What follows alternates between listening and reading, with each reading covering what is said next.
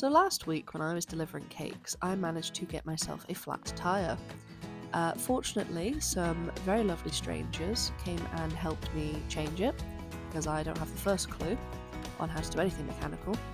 So I decided I would make a box of cupcakes for them as a thank you. And it occurred to me that I don't actually have a stamp to do a thank you, so I thought I would make one. It would essentially look sort of like this.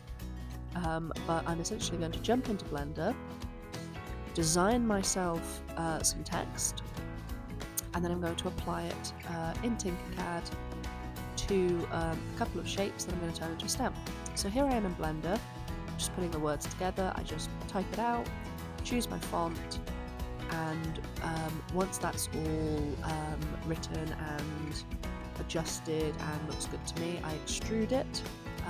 I don't believe it's visible on the screen, but I extrude it by 0.05, and that just gives it a little bit of depth. So when I put it in Tinkercad, it's a 3D object and not like a flat plane of text.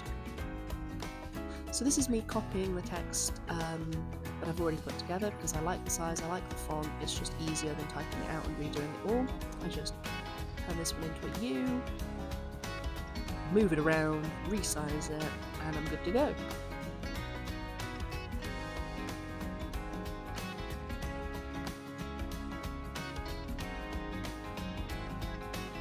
So Blender's not the easiest to learn to use.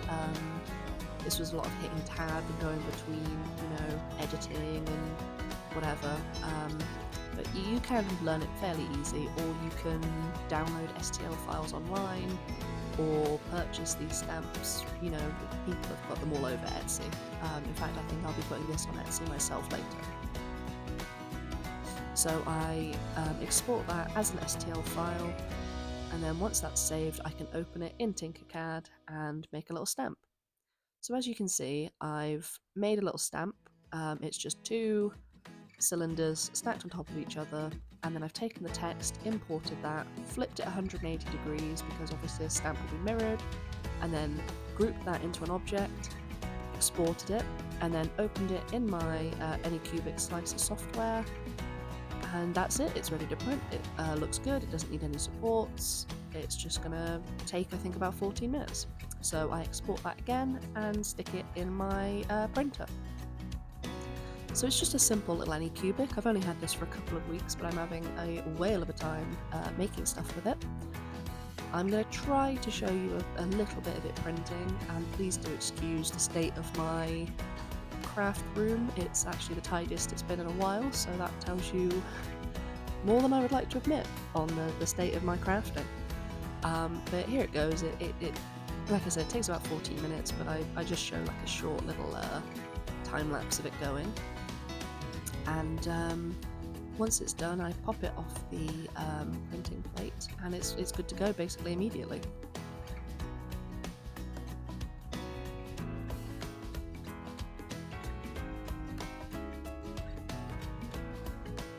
So here it is, all printed up. Like I said, you've got to make sure that the text is mirrored, because remember, when you're stamping, you'll be stamping it backwards. So there it is, it's looking good. And let's go stamp some fondant.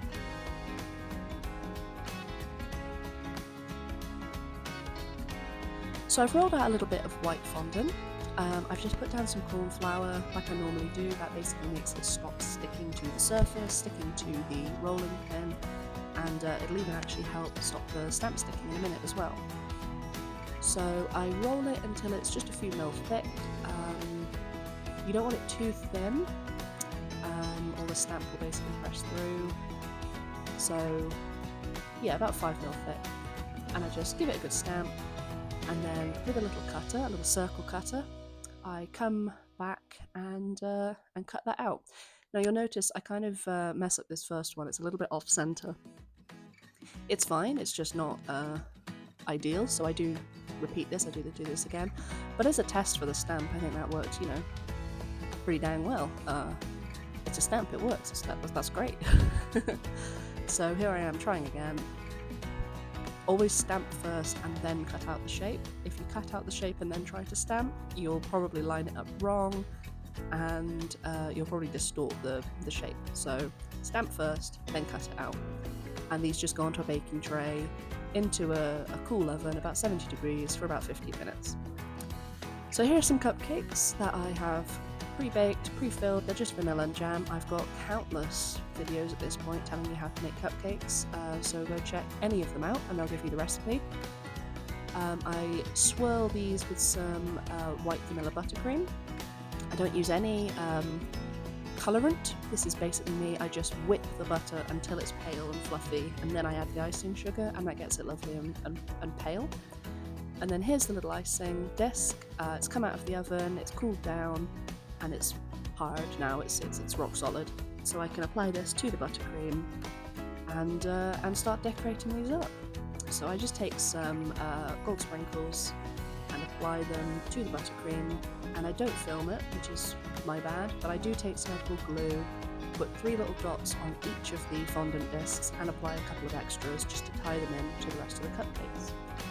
But that's essentially it. That's a short, dirty how-to print your own fondant stamp. Like I said, I'm going to be popping this on my Etsy, so if you're interested in downloading the STL or ordering your own stamp, feel free. Catch you in the next one.